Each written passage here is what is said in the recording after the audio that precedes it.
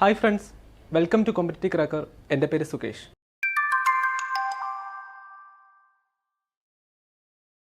നമ്മൾ ഈ വീഡിയോയിൽ ഡിസ്കസ് ചെയ്യാൻ പോകുന്നത് ഡ്രൈവർ പരീക്ഷയുമായിട്ട് ബന്ധപ്പെട്ട പ്രധാനപ്പെട്ട ഒരു ടോപ്പിക്കായിട്ടുള്ള ഭരണഘടനയുടെ ഭാഗത്തു നിന്ന് ഏറ്റവും പ്രധാനപ്പെട്ട ഒരു ടോപ്പിക്കായിട്ടുള്ള മൗലിക അവകാശങ്ങളെ സംബന്ധിച്ചാണ്. നമുക്കറിയാം, ഡ്രൈവർ പരീക്ഷകൾ ഇനിയിപ്പോൾ നമ്മുടെ തൊട്ടുമുമ്പിലുണ്ട്. ഇതിനു വേണ്ടിയിട്ടുള്ള പ്രിപ്പറേഷൻസിലായിരിക്കും നിങ്ങളിൽ പലരും എന്ന് നമുക്കറിയാം. അപ്പോൾ ഈ ഒരു ഭാഗത്തെ മൗലിക അവകാശങ്ങൾ എന്ന ഈ ഒരു ഭാഗത്തെ സംബന്ധിച്ച് പ്രധാനപ്പെട്ട കാര്യങ്ങളെല്ലാം പെട്ടെന്നൊന്ന് ഓടിച്ചു പോകാൻ വേണ്ടിയിട്ടാണ് ഈ ഒരു വീഡിയോയുമായിട്ട് ഞാൻ നിങ്ങളുടെ മുമ്പിൽ എത്തിയിട്ടുള്ളത്. അപ്പോൾ നമുക്ക് നോക്കാം. ഭരണഘടന 7 മൗലിക അവകാശങ്ങളാണ് നമുക്ക് വേണ്ടി നൽകിയിട്ടുള്ളത്. ഇതിലേക്ക് കടക്കുന്നതിന് മുന്നേ ഈ മൗലിക അവകാശങ്ങളെ പറ്റി നമുക്ക് ചെറിയ ഒരു കാര്യങ്ങൾ നോക്കിക്കഴിയാം. ഒന്നാമത്തേത് പാർട്ട് 3 ഭരണഘടനയുടെ മൂന്നാമത്തെ പാർട്ടിലാണ് മൗലിക അവകാശങ്ങളെ പറ്റി പറയുന്നത്. നമുക്കറിയാം, ഭരണഘടന ഉണ്ടാക്കുന്ന സമയത്ത് സർദാർ വല്ലഭായ് പട്ടേലിന്റെ നേതൃത്വത്തിൽ ഫണ്ടമെന്റൽ റൈറ്റ്സ് അല്ലെങ്കിൽ മൗലിക അവകാശങ്ങൾക്ക് വേണ്ടിയിട്ട് പ്രവർത്തിക്കുകയുണ്ടായി, മൗലിക അവകാശങ്ങൾ ചിട്ടപ്പെടുത്തുകയുണ്ടായി. അങ്ങനെ 7 പ്രധാനപ്പെട്ട മൗലിക അവകാശങ്ങൾ ഇവിടെ രൂപീകരിക്കുകയുണ്ടായി. ഈ മൗലിക അവകാശങ്ങൾ കടമെടുത്തിട്ടുള്ളത് അമേരിക്കൻ കോൺസ്റ്റിറ്റ്യൂഷനിൽ നിന്ന്, അതായത് ബിൽ ഓഫ് റൈറ്റ്സിൽ നിന്നാണ്. അപ്പം മൗലിക അവകാശങ്ങൾ കടമെടുത്തിട്ടുള്ളത് അമേരിക്കൻ കോൺസ്റ്റിറ്റ്യൂഷനിൽ നിന്നാണ്, അഥവാ ബിൽ ഓഫ് റൈറ്റ്സിൽ നിന്നാണ് മൗലിക അവകാശങ്ങൾ കടമെടുത്തിട്ടുള്ളത്. 7 പ്രധാനപ്പെട്ട മൗലിക അവകാശങ്ങളാണുള്ളത്. ഇനി മൗലിക അവകാശങ്ങൾ വരുന്ന പ്രധാനപ്പെട്ട ആർട്ടിക്കിൾസ് ഏതൊക്കെയാണ്? ആർട്ടിക്കിൾ 12 മുതൽ ആർട്ടിക്കിൾ 35 വരെയാണ് മൗലിക അവകാശങ്ങളുമായിട്ട് ബന്ധപ്പെട്ട ആർട്ടിക്കിൾസ് എന്ന് പറയുന്നത്. അത് ഫണ്ടമെന്റൽ റൈറ്റ്സിന്റെ പാർട്ട് 3-ക്കകത്തുള്ള ആർട്ടിക്കിൾ. ഓക്കെ, ഇനി ഇതിൽ എത്രയാണ്? 7 മൗലിക അവകാശങ്ങളെ പറ്റി സ്പെസിഫിക് ആയിട്ട് പറയുകയാണ്. എന്താണ്? അതായത് ആർട്ടിക്കിൾ 12 എന്താണ് പറയുന്നത്? സ്റ്റേറ്റ് എന്നതിന് നിർവചനമാണ്. അതായത് ആദ്യത്തെ പാർട്ട് 3-ക്കകത്ത് വരുന്ന ആദ്യത്തെ ആർട്ടിക്കിളായിട്ടുള്ള ആർട്ടിക്കിൾ 12 പറയുന്നത് എന്താണ് സ്റ്റേറ്റ് എന്നാണ്. നമ്മുടെ കോൺസ്റ്റിറ്റ്യൂഷനിൽ നിരവധി തവണ സ്റ്റേറ്റ് എന്ന ഒരു ടേം ഉപയോഗിക്കാറുണ്ട്. അപ്പോൾ ആ സ്റ്റേറ്റ് എന്നതുകൊണ്ട് എന്താണ് ഉദ്ദേശിക്കുന്നതെന്നാണ് ആർട്ടിക്കിൾ 12 പറയുന്നത്. എന്താണ് സ്റ്റേറ്റ് എന്ന് പറയുന്നത്? സ്റ്റേറ്റ് എന്ന് പറഞ്ഞാൽ പാർലമെന്റ്, അതുപോലെ തന്നെ സംസ്ഥാന നിയമസഭകൾ അല്ലെങ്കിൽ ലെജിസ്ലേച്ചേഴ്സ്, അതുപോലെ തന്നെ കേന്ദ്ര മിനിസ്ട്രി, അതായത് സെൻട്രൽ മിനിസ്ട്രി, അതുപോലെ തന്നെ സ്റ്റേറ്റ് മിനിസ്ട്രി, പിന്നെ ഈ ഗവൺമെന്റിന്റെ കീഴിലുള്ള സർക്കാർ, അർദ്ധ സർക്കാർ പൊതുമേഖലാ സ്ഥാപനങ്ങൾ, LIC, ONGC പോലെയുള്ള സ്ഥാപനങ്ങൾ, ഇവയെല്ലാം കൂട്ടിച്ചേർത്താണ് സ്റ്റേറ്റ് എന്നൊരു നാമകരണം നൽകിയിട്ടുള്ളത്. അപ്പോൾ എന്താണ് സ്റ്റേറ്റ് എന്ന് പറയുന്നത്?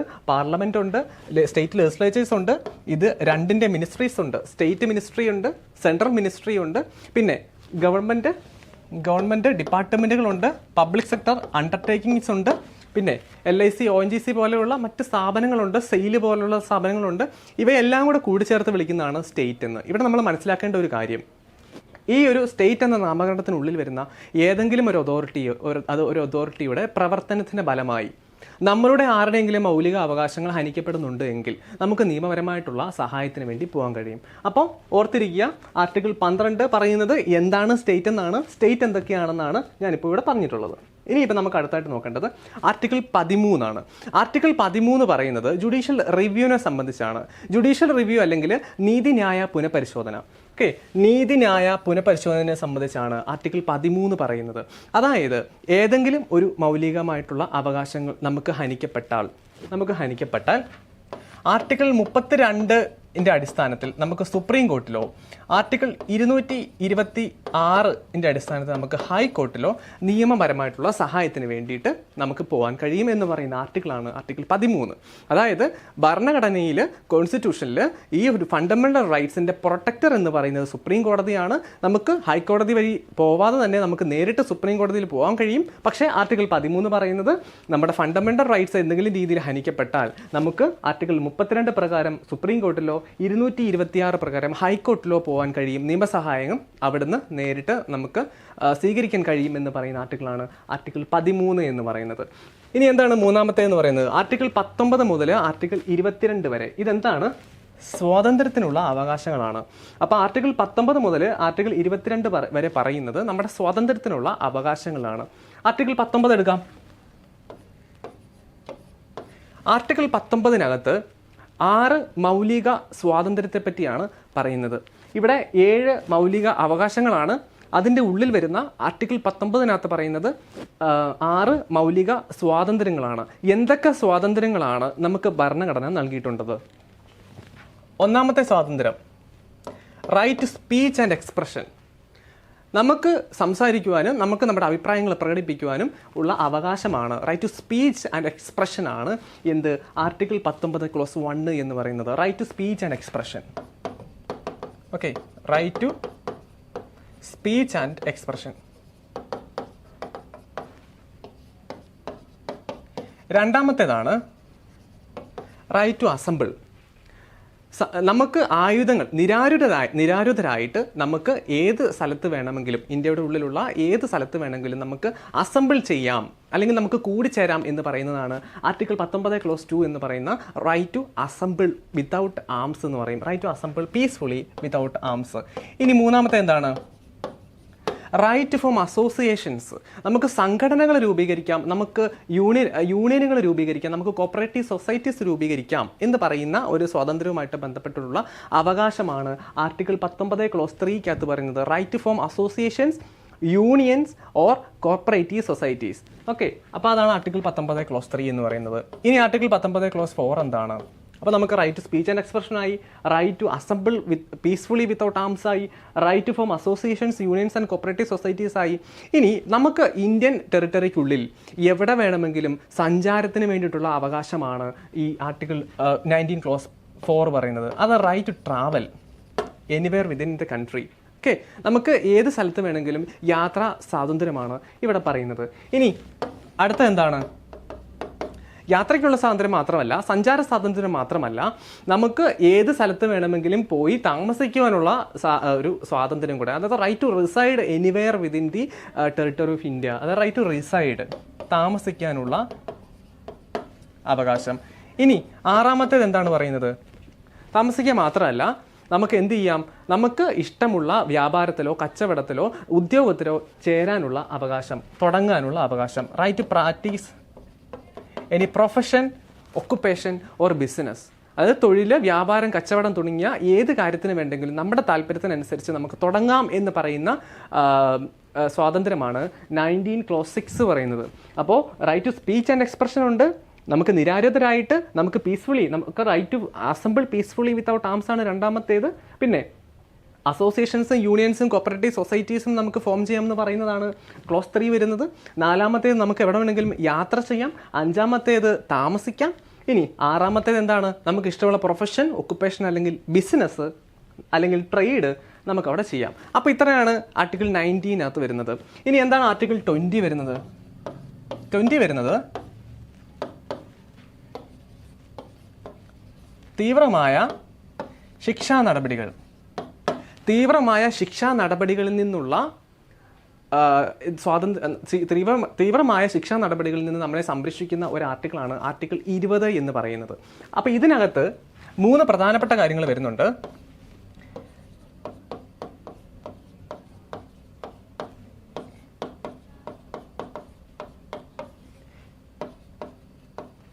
No ex post facto law.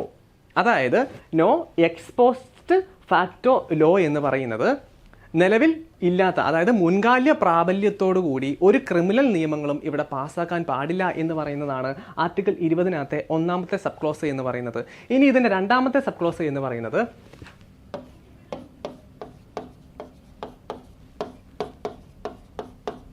Double ജോപ്പഡി.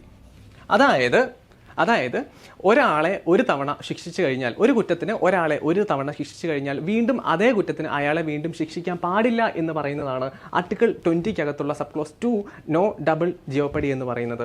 ഇനി സബ് ക്ലോസ് 3 ഉണ്ട്, ഒരെണ്ണം കൂടെയുണ്ട്. അതായത് നോ സെൽഫ് ഇൻക്രിമിനേഷൻ.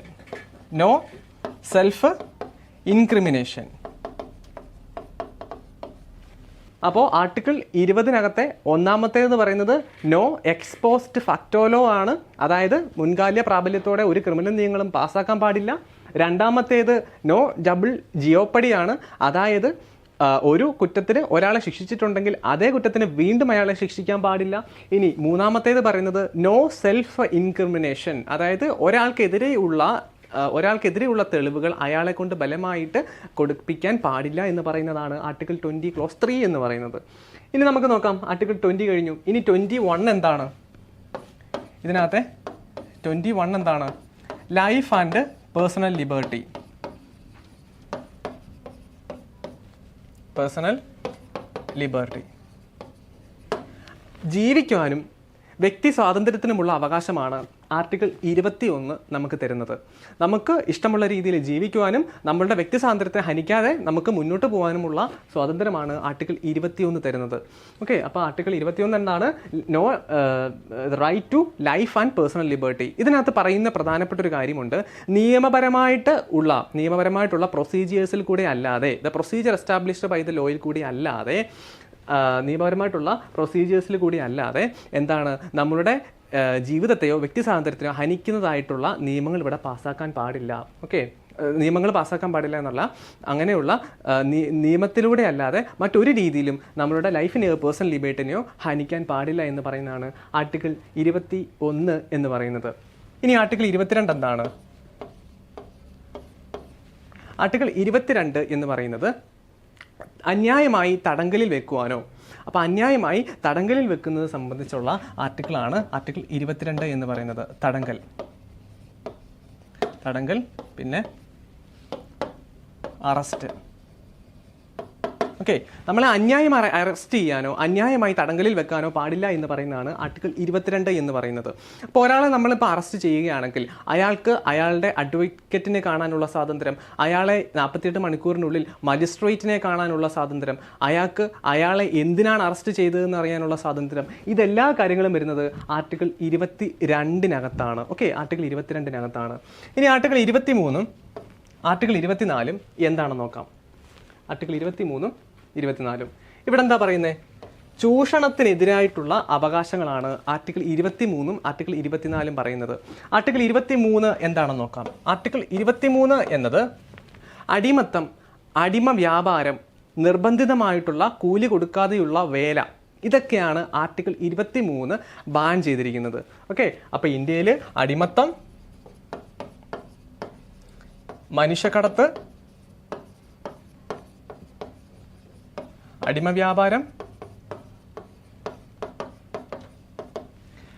അതുപോലെ തന്നെ കൂലി കൊടുക്കാതെയുള്ള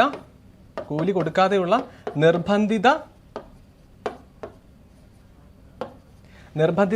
വേലകൾ എല്ലാം ബാൻ ചെയ്തിട്ടുള്ളത് ആർട്ടിക്കിൾ 23 പ്രകാരമാണ്.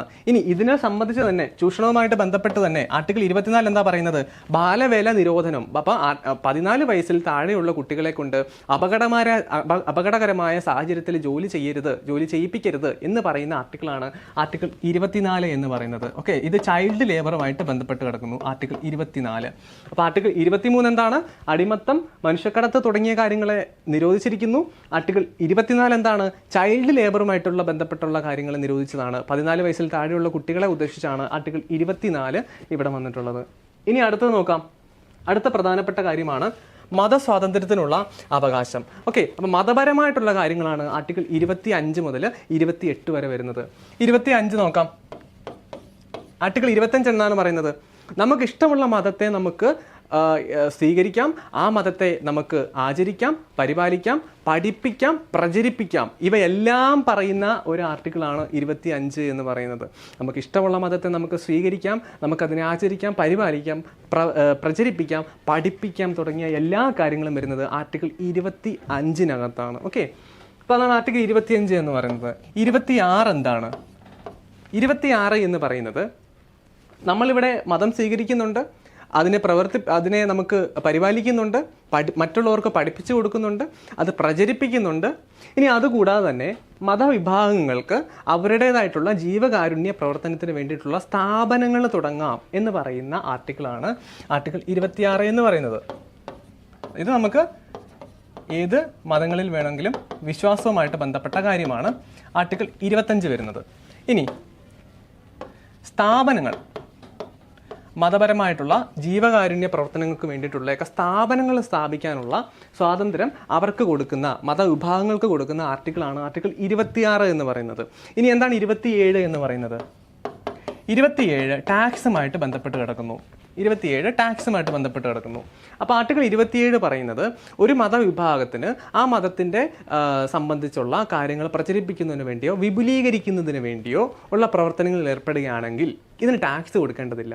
അപ്പോൾ മതപരമായിട്ടുള്ള കാര്യങ്ങൾക്ക് വേണ്ടി വിപുലീകരണം, പ്രചരണം തുടങ്ങിയ കാര്യങ്ങൾക്ക് ടാക്സ് കൊടുക്കണ്ട എന്ന് പറയുന്നതാണ് ആർട്ടിക്കിൾ 27. ഇനി ആർട്ടിക്കിൾ 28 എന്താണ്? ചില സർക്കാർ സ്ഥാപനങ്ങളിൽ, അതായത് പൂർണ്ണമായിട്ടും സർക്കാർ ഫണ്ടിൽ പ്രവർത്തിച്ചുകൊണ്ടിരിക്കുന്ന സ്ഥാപനങ്ങളിൽ മത കാര്യങ്ങൾ പ്രചരിപ്പിക്കാൻ പാടില്ല എന്ന് പറയുന്നതാണ് ആർട്ടിക്കിൾ 28-നകത്തെ ഒന്നാമത്തെ പോയിന്റ്. രണ്ടാമത്തെ പോയിന്റ്, ഏതെങ്കിലും ഒരു ട്രസ്റ്റിന് കീഴിൽ, സർക്കാരിൻ്റെ നിയന്ത്രണത്തിലായിരിക്കും, പക്ഷേ അത് ഏതെങ്കിലും ഒരു ട്രസ്റ്റിന് കീഴിലാണ് ഈ സ്ഥാപനങ്ങൾ നടത്തുന്നതെങ്കിൽ അവർക്ക് അവരുടേതായിട്ടുള്ള മതപരമായിട്ടുള്ള കാര്യങ്ങൾ പ്രചരിപ്പിക്കാം. ഇനി സർക്കാരിൻ്റെ നിയന്ത്രണത്തിലാണ്, ട്രസ്റ്റിൻ്റെ കീഴിലല്ല, സർക്കാരിൻ്റെ നിയന്ത്രണത്തിലും സർക്കാരിൻ്റെ അപ്രൂവലും ഉള്ള ഒരു സ്ഥാപനമാണ് എങ്കിൽ, സർക്കാരിൻ്റെ അംഗീകാരത്തോടെ പ്രവർത്തിക്കുന്ന ഒരു സ്ഥാപനമാണ് എങ്കിൽ, നമുക്ക് സ്വമേധയാ ഇഷ്ടമുണ്ടെങ്കിൽ മാത്രം മതം നമുക്ക് അവിടുത്തെ അവർ പ്രചരിപ്പിക്കുന്ന മതം നമുക്ക് കേൾക്കാൻ പോവാം, അതിൽ നമുക്ക് പങ്കാളികളാവാം എന്ന് പറയുന്നതാണ് ഈ ഒരു 28-നകത്തെ മൂന്നാമത്തെയും നാലാമത്തെയും പോയിന്റുകൾ എന്ന് പറയുന്നത്. ഒന്നാമത്തേത്, പൂർണ്ണമായും സർക്കാരിൻ്റെ നിയന്ത്രണത്തിലും ഫണ്ടിങ്ങിലുമാണ് ഉള്ളതെങ്കിൽ അവിടെ പാടില്ല, അവിടെ മതപ്രചരണങ്ങൾ പാടില്ല. രണ്ടാമത്തേത്, ട്രസ്റ്റ് ആണെന്നുണ്ടെങ്കിൽ, സർക്കാരിൻ്റെ നിയന്ത്രണത്തിലാണ് ഏതെങ്കിലും ട്രസ്റ്റ് ആണെന്നുണ്ടെങ്കിൽ അവിടെ പാടുണ്ട്, അവിടെ കുഴപ്പമില്ല. ഒന്നാമത്തേത്, പൂർണ്ണമായും ഗവൺമെൻറ് ആണെങ്കിൽ അവിടെ ഓക്കെയാണ്. ട്രസ്റ്റ് ആണെങ്കിൽ പൂർണ്ണമായും ഗവൺമെൻറ് ആണെങ്കിൽ അവിടെ പാടില്ല. ട്രസ്റ്റ് ആണെങ്കിൽ അവിടെ ഓക്കെയാണ്. പിന്നെ ഗവൺമെൻറ്റിൻ്റെ അപ്രൂവലുണ്ട്, അംഗീകാരമുണ്ട് ഉണ്ടെങ്കിൽ നമുക്ക് സ്വമേധയാ നമുക്ക് താല്പര്യമുണ്ടെങ്കിൽ അവിടെ പോവാം. ഇനി പ്രധാനമായിട്ട് ഓർക്കേണ്ടത്, 18 വയസ്സിന് താഴെയാണെങ്കിൽ, ഇവരെ 18 വയസ്സിന് താഴെയാണ് നമ്മളെങ്കിൽ നമ്മളുടെ ഗാർഡിയൻ്റെ സമ്മതത്തോടു കൂടി നമുക്ക് ആ മതപരമായിട്ടുള്ള ചടങ്ങിൽ പങ്കെടുക്കാം. 25 മുതൽ 28 വരെ ഒന്ന് നോക്കിയേ. 25 പറയുന്നത് വിശ്വാസവുമായിട്ടുള്ള ബന്ധപ്പെട്ട കാര്യമാണ്. 26 വരുമ്പോഴത്തേക്കും മതസ്ഥാപനങ്ങൾ സ്ഥാപിക്കാനുള്ള സ്വാതന്ത്ര്യം കൊടുക്കുന്നു. 27 ടാക്സ് അടയ്ക്കേണ്ട എന്ന് പറയുന്നു, മതവിശ്വാസം പ്രചരിപ്പിക്കുന്നതിനും വിപുലീകരിക്കുന്നതിനും ബന്ധപ്പെട്ട കാര്യം. 28 ഏതൊക്കെ സ്ഥാപനങ്ങളിൽ മതപ്രചരണം നടത്താൻ പാടില്ല എന്ന് പറയുന്നതാണ് 28. അപ്പോൾ അതുകൊണ്ടാണ് 25 മുതൽ 28 വരെ മതസ്വാതന്ത്ര്യത്തിനുള്ള അവകാശം എന്ന് പറയാൻ കാരണം. ശരി, ഇനി എന്താണ് 29, 30 എന്ന് പറയുന്നത്? സാംസ്കാരികവും വിദ്യാഭ്യാസപരവുമായിട്ടുള്ള അവകാശങ്ങളാണ് 29, 30 പറയുന്നത്. അതിനകത്ത് 29 എടുത്ത് നോക്കാം.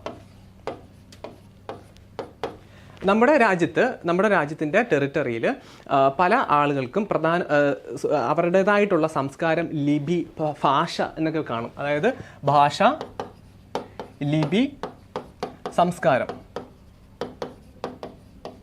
ഓക്കെ, ഇത്തരത്തിലുള്ള ഭാഷ, ലിപി, സംസ്കാരമുള്ള ഏതെങ്കിലും ഒരു പ്രത്യേക വിഭാഗങ്ങളുണ്ടെങ്കിൽ അവർക്ക് ഈ ഭാഷയും ലിപിയെയും സംസ്കാരത്തെയും പ്രൊട്ടക്റ്റ് ചെയ്യാനുള്ള അവകാശമാണ് ആർട്ടിക്കിൾ 29 കൊടുക്കുന്നത്. അതായത് ഭാഷ, ലിപി, സംസ്കാരം ഏതെങ്കിലും ഒരു പ്രത്യേക വിഭാഗത്തിനായിട്ട് ഇത്തരം പ്രത്യേക ഭാഷ, ലിപി, സംസ്കാരം ഉണ്ടെങ്കിൽ അവർക്ക് അവയെ പ്രൊട്ടക്റ്റ് ചെയ്യാമെന്ന് പറയുന്നതാണ് 29 എന്ന് പറയുന്നത്. ഇനി 30 എന്താണ്? ഇങ്ങനെയുള്ള മത, ഭാഷ, ന്യൂനപക്ഷങ്ങൾ, ന്യൂനപക്ഷങ്ങൾക്ക് അവരുടെ സംസ്കാരത്തെയും അവരുടെ ഭാഷയെയും അവരുടെ വിശ്വാസങ്ങളെയും പ്രൊട്ടക്റ്റ് ചെയ്യാൻ വേണ്ടിയിട്ടുള്ള എഡ്യൂക്കേഷണൽ ഇൻസ്റ്റിറ്റ്യൂഷൻസ് അല്ലെങ്കിൽ വിദ്യാഭ്യാസ സ്ഥാപനങ്ങൾ തുടങ്ങാൻ കഴിയും. ഓക്കെ, വിദ്യാഭ്യാസ സ്ഥാപനങ്ങൾ തുടങ്ങാൻ കഴിയും എന്ന് പറയുന്ന ആർട്ടിക്കിളാണ് ആർട്ടിക്കിൾ 30 എന്ന് പറയുന്നത്. ആർട്ടിക്കിൾ 29 അവരുടെ ഭാഷാ, ലിപി, സംസ്കാരം പ്രൊട്ടക്റ്റ് ചെയ്യുമ്പോൾ ആർട്ടിക്കിൾ 30 എന്ത് ചെയ്യുന്നു? അവർക്ക് വിദ്യാഭ്യാസ സ്ഥാപനങ്ങൾ തുടങ്ങാനുള്ള അവകാശങ്ങൾ കൊടുക്കുന്നു. അതാണ് ആർട്ടിക്കിൾ 30 പറയുന്നത്. ശരി, ഇനി ആർട്ടിക്കിൾ 31 എന്താണ്? സ്വത്തവകാശമായിരുന്നു, റൈറ്റ് ടു പ്രോപ്പർട്ടി ആയിരുന്നു. ഇത് 44ാമത്തെ കോൺസ്റ്റിറ്റ്യൂഷണൽ അമെൻമെൻറ്റ് വന്നപ്പോഴത്തേക്കും ഇത് ഇപ്പോൾ നിലവിലില്ല. ആർട്ടിക്കിൾ 31 ഇപ്പോൾ നിലവിലില്ല. ഇനിയിപ്പോൾ എന്താണ് നമുക്ക് പഠിക്കാൻ പോകേണ്ടത്? ആർട്ടിക്കിൾ 8 ഇനിയിപ്പോൾ ശ്രദ്ധിക്കേണ്ട ഒരു കാര്യം, റൈറ്റ് പ്രോപ്പർട്ടി ഇപ്പോൾ എവിടെയാണ്? റൈറ്റ് പ്രോപ്പർട്ടി ഇപ്പോൾ എവിടെയാണുള്ളത്? ആർട്ടിക്കിൾ 300A ആർട്ടിക്കിൾ 300A ഒരു ലീഗൽ റൈറ്റ് ആണ്. അതായത് ഭരണഘടനാപരമായിട്ട് കിട്ടിയിട്ടുള്ള ഒരു അവകാശമല്ല, ഇപ്പം നിയമപരമായിട്ടുള്ള അവകാശമാണ്. ഓക്കെ, ഒരു ലീഗൽ റൈറ്റ് ആണ് ഇപ്പോൾ റൈറ്റ് പ്രോപ്പർട്ടി എന്നത്. ഓക്കെ, സ്വത്തവകാശം ഇപ്പോൾ ഒരു ലീഗൽ റൈറ്റ് ആണ്, കോൺസ്റ്റിറ്റ്യൂഷണൽ റൈറ്റ് അല്ല. ഇനി ആർട്ടിക്കിൾ 32 വരാം. ഭരണഘടനാപരമായ പരിഹാരങ്ങൾക്കുള്ള അവകാശം, റൈറ്റ് ടു കോൺസ്റ്റിറ്റ്യൂഷണൽ റെമിഡീസ് എന്നാണ് ഈ ആർട്ടിക്കിൾ 32 പറയുന്നത്. Right to constitutional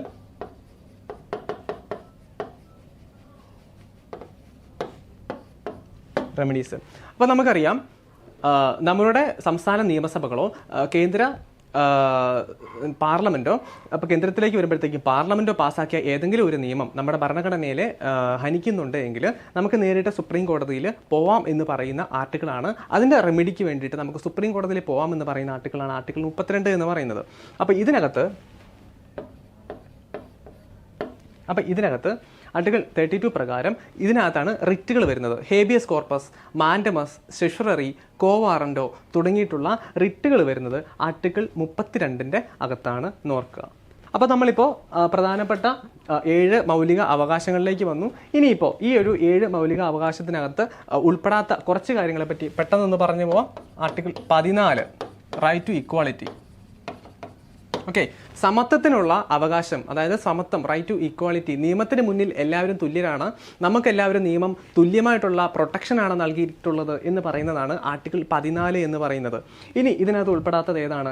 article 15.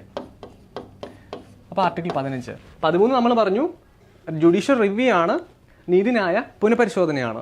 ഇനി ആർട്ടിക്കിൾ 15 എന്താണ് പറയുന്നത്? ആർട്ടിക്കിൾ 14 ഇക്വാളിറ്റി പറയുന്നു.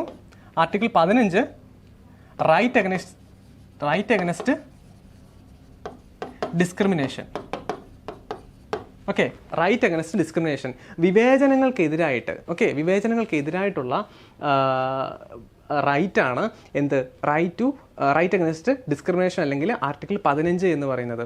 അതായത് നമ്മുടെ റിലീജിയൻ സംബന്ധിച്ച്, നമ്മുടെ റേസ് സംബന്ധിച്ച്, നമ്മുടെ caste, sex, place of birth, okay, നമ്മുടെ ജാതിയോ മതമോ നമ്മുടെ സെക്സോ നമ്മുടെ പ്ലേസ് ഓഫ് ബർത്തോ നമ്മൾ എവിടെയാണ് താമസിച്ചത് എന്നൊക്കെയുള്ളതിൻ്റെ അടിസ്ഥാനത്തിൽ നമ്മളെ ഏതെങ്കിലും ഒരു സ്ഥലത്തിൽ നിന്ന് നമ്മളെ മാറ്റി നിർത്തുകയാണെങ്കിൽ, ഓക്കെ, നമ്മൾ ഡിസ്ക്രിമിനേറ്റ് ചെയ്യുകയാണ് എങ്കിൽ, അപ്പോൾ അതിനെതിരെ നമുക്ക് നിയമപരമായിട്ടുള്ള സഹായങ്ങൾ തേടാൻ പറ്റും എന്ന് പറയുന്ന ആർട്ടിക്കിളാണ് ആർട്ടിക്കിൾ 15 എന്ന് പറയുന്നത്. ഇതേ കാര്യം തന്നെ പൊതു നിയമനങ്ങളിൽ പബ്ലിക് എംപ്ലോയ്മെൻറ്റിലേക്ക് വരികയാണെങ്കിൽ ഇതേ വിവേചനങ്ങൾ നമുക്ക് പബ്ലിക് എംപ്ലോയ്മെൻറ്റിൽ നമ്മൾ നേരിട്ടാൽ അത് ആർട്ടിക്കിൾ 16 വരുന്നത്. ഓക്കെ, അതായത് ഈ ഒരു വിവേചനങ്ങൾ നമുക്ക് എവിടേക്കാണ് നേരിടാൻ സാധ്യതയുള്ളത്? ഒരു പൊതു സ്ഥലങ്ങളിൽ, പൊതുനിരത്തുകളിൽ, അതായത് അല്ലെങ്കിൽ എന്തെങ്കിലും ഗവൺമെൻറ്റിൻ്റെ ഫണ്ട് കൊണ്ട് നിർമ്മിച്ചിട്ടുള്ള കിണർ, കുളങ്ങൾ, അതുപോലെയുള്ള കാര്യങ്ങളിലാണ് നമ്മളിവിടെ ഈ ഒരു വിവേചനം ആപ്ലിക്കബിൾ ആയിട്ട് വരുന്നത്. ഇതൊരു പബ്ലിക് എംപ്ലോയ്മെൻറ്റിലേക്ക് വന്നാൽ, അല്ലെങ്കിൽ ഒരു പൊതു നിയമനങ്ങളുമായിട്ട് സംബന്ധിച്ചുള്ള കാര്യത്തിലേക്ക് വന്നാൽ അത് ആർട്ടിക്കിൾ 16 ആണ് വരുന്നത്, പബ്ലിക് എംപ്ലോയ്മെൻറ്റ്. ഓക്കെ, അപ്പോൾ ഇവിടെ വരുന്നത് religion, race, caste, sex, place of birth, അതുപോലെ തന്നെ നമ്മുടെ റെസിഡൻസും ഡിസെൻറ്റും. അപ്പം religion, race, caste, sex, place of birth, നമ്മുടെ ബർത്ത് പ്ലേസ്, ഡിസെൻറ്റ്, അതുപോലെ തന്നെ നമ്മുടെ റെസിഡൻസ്. ഓക്കെ, നമ്മുടെ മതമോ ജാതിയോ വർഗമോ നമ്മുടെ സെക്സോ നമ്മുടെ പ്ലേസ് ഓഫ് ബർത്തോ നമ്മളുടെ വംശമോ അല്ലെങ്കിൽ നമ്മൾ എവിടെയാണോ താമസിക്കുന്നത്, ഇതിൻ്റെ എല്ലാം അടിസ്ഥാനത്തിൽ നമ്മൾ പൊതു നിയമനങ്ങളിലാണ് ഈ വിവേചനം നേരിടുന്നതെങ്കിൽ അത് ആർട്ടിക്കിൾ 16 വരുമെന്ന് ഓർക്കുക. ഇനിയിപ്പോൾ എന്താണ് ഇതിനകത്ത് അടുത്ത് വരാനുള്ള? ആർട്ടിക്കിൾ 17 ഐത്തത്തിനെതിരായിട്ട് അൺടച്ചബിലിറ്റി. മഹാത്മാഗാന്ധി കി ജയ് എന്ന് പറഞ്ഞ് പാസ്സാക്കിയിട്ടുള്ള അൺടച്ചബിലിറ്റി അല്ലെങ്കിൽ ഐത്തത്തിനെതിരായിട്ടുള്ള അവകാശങ്ങളാണ് നമ്മളിവിടെ. ഐത്ത നിർമ്മാർജ്ജനവുമായിട്ട് ബന്ധപ്പെട്ടാണ്, അൺടച്ചബിലിറ്റി ആയിട്ട് ബന്ധപ്പെട്ടാണ് ആർട്ടിക്കിൾ 17 വരുന്നത്. ഇനി ആർട്ടിക്കിൾ 18 എന്താണ്? ആർട്ടിക്കിൾ 18 വരുന്നത് ടൈറ്റിലുകൾ, അബോളിഷൻ ഓഫ് ടൈറ്റിൽസ്.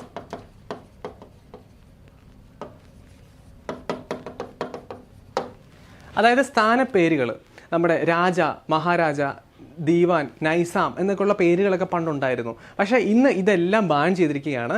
ഇന്ന് വിദ്യാഭ്യാസപരമോ ഒന്നെങ്കിൽ അത് എഡ്യൂക്കേഷൻ ആയിരിക്കണം, അല്ലെങ്കിൽ അത് മിലിറ്ററി ടൈറ്റിൽസ് ആയിരിക്കണം. ഓക്കെ, വിദ്യാഭ്യാസപരമോ അല്ലെങ്കിൽ മിലിറ്ററി ടൈറ്റിൽസ് മാത്രമേ ഇപ്പോൾ നിലവിൽ പ്രാബല്യത്തിൽ നമുക്ക് എന്താ ലീഗലി നമുക്കത് യൂസ് ചെയ്യാൻ പറ്റുള്ളൂ. ഓക്കെ, അതുകൊണ്ടാണ് ബാക്കിയുള്ള എല്ലാ ടൈറ്റിലുകളും ഇവിടെ അബോളിഷ് ചെയ്തിട്ടുള്ളതാണ്. Okay, education and military titles മാത്രമേ നമുക്കിപ്പോൾ നിലവിലുള്ളൂ, നമുക്കങ്ങനെ ഉപയോഗിക്കാൻ പാടുള്ളൂ. അതുകൊണ്ട് പേരിനൊപ്പം നമുക്ക് ബാക്കി ടൈറ്റിലുകൾ ഇപ്പോൾ ഉപയോഗിക്കാൻ കഴിയില്ല എന്ന് പ്രത്യേകിച്ച് ഓർത്ത് വെക്കുക. അത് ബാൻ ചെയ്ത ആർട്ടിക്കിളാണ് ആർട്ടിക്കിൾ 18 എന്ന് പറയുന്നത്. അപ്പം ഇനിയിപ്പോൾ ഇതിനകത്ത് വരാനുള്ളത് എന്താണ്? ആർട്ടിക്കിൾ 20 നമുക്ക് 18 ഇനിയിപ്പോൾ 19 മുതൽ 22 വരെ നമുക്ക് സ്വാതന്ത്ര്യത്തിനുള്ള അവകാശമുണ്ട്. 23 മുതൽ 24 വരെ നമുക്ക് ചൂഷണത്തിനെതിരായിട്ടുള്ള അവകാശങ്ങളുണ്ട്. ഇനി 25 മുതൽ 28 വരെ നമുക്ക് മതസ്വാതന്ത്ര്യത്തിനുള്ള അവകാശമുണ്ട്. അപ്പോൾ ഇത്രയാണ് ഇനി പ്രധാനപ്പെട്ട 7 മൗലിക അവകാശങ്ങൾ എന്ന് പറയുന്നത്. ഇനി ജസ്റ്റ് ഒന്ന് ഓടിച്ചു പോവാം. 33, 34, 35. 33 34 എന്ന് പറയുന്നത് സൈനിക പ്രവർത്തനങ്ങൾ സംബന്ധിച്ചാണ്. അതിനകത്ത് 33 പറയുന്നത് സേനാ അംഗങ്ങൾക്കും പോലീസ് സേനയ്ക്കും അതുപോലെ തന്നെ സായുധ സേനകൾക്കും പിന്നെ ഇൻവെസ്റ്റിഗേറ്റീവ് ഏജൻസീസിനുമെല്ലാം ഈ ഒരു ഭരണഘടന പാർലമെന്റിന് നിയന്ത്രണം കൊണ്ടുവരാം. അതായത് അവരുടെ മൗലിക അവകാശത്തിന് മുകളിൽ പാർലമെന്റിന് നിയന്ത്രണം കൊണ്ടുവരാം എന്ന് പറയുന്ന ആർട്ടിക്കിളാണ് ആർട്ടിക്കിൾ 33 എന്ന് പറയുന്നത്. 34 എന്ന് പറഞ്ഞാൽ ഏതെങ്കിലും ഒരു പ്രദേശത്ത് മാർഷ്യൽ ലോ ഇംപ്ലിമെന്റ് ചെയ്തിട്ടുണ്ടെങ്കിൽ, മാർഷ്യൽ ലോ ഇംപ്ലിമെന്റ് ചെയ്തിട്ടുണ്ടെങ്കിൽ ആ പ്രദേശത്തെ ആളുകൾക്ക് മൗലിക അവകാശങ്ങൾ നിയന്ത്രിക്കാനുള്ള അവകാശം പാർലമെന്റിനുണ്ട് എന്ന് പറയുന്നതാണ് ആർട്ടിക്കിൾ 34 എന്ന് പറയുന്നത്.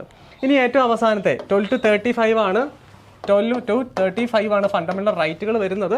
അതിൽ പ്രധാനപ്പെട്ട അവകാശങ്ങളാണ് ഇത്രയും. പിന്നെ ഇനി ഏറ്റവും അവസാനത്തെ 35 എന്ന് പറയുന്നത് എന്താണ്?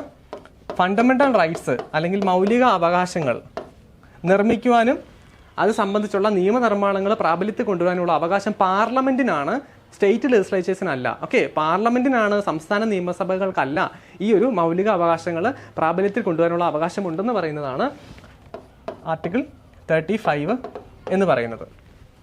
ഓക്കെ, ആർട്ടിക്കിൾ 33 എന്താണ്? 33 സേനാ വിഭാഗങ്ങൾക്ക് മൗലിക അവകാശങ്ങൾ നിയന്ത്രിച്ച് നിർത്താനുള്ള അവകാശം പാർലമെന്റിനുണ്ട് എന്ന് പറയുന്നു. ഇനി ഏതെങ്കിലും ഒരു സ്ഥലത്ത് ഒരു പട്ടാള ഭരണം പോലെയുള്ള മാർഷ്യൽ ലോ ഇംപ്ലിമെന്റ് ചെയ്യുകയാണ് എങ്കിൽ അവിടെയുള്ള പ്രദേശത്തെ ആളുകൾക്ക് മൗലിക അവകാശങ്ങൾ ഹനിക്കാനുള്ള അവകാശം, നിയന്ത്രിക്കാനുള്ള അവകാശം പാർലമെന്റിനുണ്ട് എന്ന് പറയുന്നത് 34. 35 പറയുന്നത് പാർലമെന്റിനായിരിക്കും ഫണ്ടമെന്റൽ റൈറ്റ്സ് പ്രകാരം സംബന്ധിച്ച് നിയമങ്ങൾ പാസ്സാക്കാനുള്ള അവകാശമുള്ളതെന്ന് 35 പറയുന്നു. അപ്പോൾ ഇത്രയാണ് ആർട്ടിക്കിൾ 12 മുതൽ 35 വരെയുള്ളത്. ഇത്രയും കാര്യങ്ങൾ ഓർത്ത് വെക്കുക. പിന്നെ ഇതിൽ ഉൾപ്പെടാത്ത കാര്യങ്ങൾ സെപ്പറേറ്റ് ആയിട്ട് പറഞ്ഞിട്ടുണ്ട്, അതും ഒന്ന് ഓർത്ത് വെക്കുക. അപ്പോൾ നിങ്ങൾക്ക് ക്വസ്റ്റ്യൻ വരികയാണ്, അൺടച്ചബിലിറ്റി എവിടെയാണ് വരുന്നതെന്ന് ചോദിച്ചാൽ ആർട്ടിക്കിൾ 17 ആണെന്ന് പറയുക. ജീവിക്കാനും വ്യക്തി സ്വാതന്ത്ര്യത്തിനുള്ള അവകാശം ഏത് ആർട്ടിക്കിളാണെന്ന് പറഞ്ഞാൽ ആർട്ടിക്കിൾ 21 ആണ് എന്ന് എഴുതുക. ഇനി നമ്മുടെ മതപരമായിട്ടുള്ള കാര്യങ്ങൾ എത്ര ആർട്ടിക്കിളിൽ വരുന്നു? 25 മുതൽ 28 വരെയുള്ള ആർട്ടിക്കിളിൽ വരുന്നു. അങ്ങനെ ഓരോ ചോദ്യങ്ങൾക്കും ഇത് എന്താണെന്നുള്ളത്, ഏത് ആർട്ടിക്കിളിനകത്താണ് വരുന്നതെന്നുള്ളത് കൃത്യമായിട്ട് പഠിച്ചു വെക്കുക. വളരെ ഇമ്പോർട്ടൻ്റ് ആയിട്ടുള്ള ഒരു ബേസ് പോയിന്റുകളാണിത്. ഇനി ഓരോ ആർട്ടിക്കിളിന് ഉള്ളിൽ വരുന്ന ചെറിയ ചെറിയ കാര്യങ്ങളുണ്ട്, അത് പിന്നീട് നമുക്ക് നോക്കിപ്പോവാം. ഇനിയിപ്പോൾ നമുക്ക് നോക്കാനുള്ളത് ഡ്രൈവർ എക്സാമിനെ സംബന്ധിച്ചുള്ള, ഡ്രൈവർ എക്സാം നമുക്ക് മുന്നിലെത്തി നിൽക്കുന്നു. അപ്പോൾ ഇത് സംബന്ധിച്ചുള്ള ഒരുപാട് സംശയങ്ങളും ഒരുപാട് കാര്യങ്ങളും നിങ്ങൾക്കുണ്ടായിരിക്കും. ഇത് എല്ലാ കാര്യങ്ങളും ക്ലിയർ ചെയ്യാൻ വേണ്ടിയിട്ട്, ഇതിൻ്റെ ജോലി സാധ്യത, റാങ്ക് ലിസ്റ്റിൽ ഇടം നേടാൻ നമ്മൾ എങ്ങനെയാണ് പഠിക്കേണ്ടത്, ഏത് സ്ട്രാറ്റജിയാണ് നമ്മൾ അഡോപ്റ്റ് ചെയ്യേണ്ടത് എന്നൊക്കെ സംബന്ധിച്ചുള്ള ഒരു ഡീറ്റെയിൽഡ് ആയിട്ടുള്ള വെബിനാർ ജൂൺ 11-ാം തീയതി 7 മണിക്ക് നിയാസ് സാറിൻ്റെ നേതൃത്വത്തിൽ ഒരു വെബിനാർ ഇവിടെ നടക്കുന്നുണ്ട്. എല്ലാവരും എത്രയും പെട്ടെന്ന് ജോയിൻ ചെയ്യുക. ഈ ഒരു CC-യുടെ 8590202323 എന്ന നമ്പറിലേക്ക് കോൺടാക്ട് ചെയ്ത് വെബിനാറിൽ രജിസ്റ്റർ ചെയ്ത് എത്രയും പെട്ടെന്ന് നിങ്ങളൊരു ഫ്രീ വെബിനാറിന് പാർട്ടാവുക. Thank U.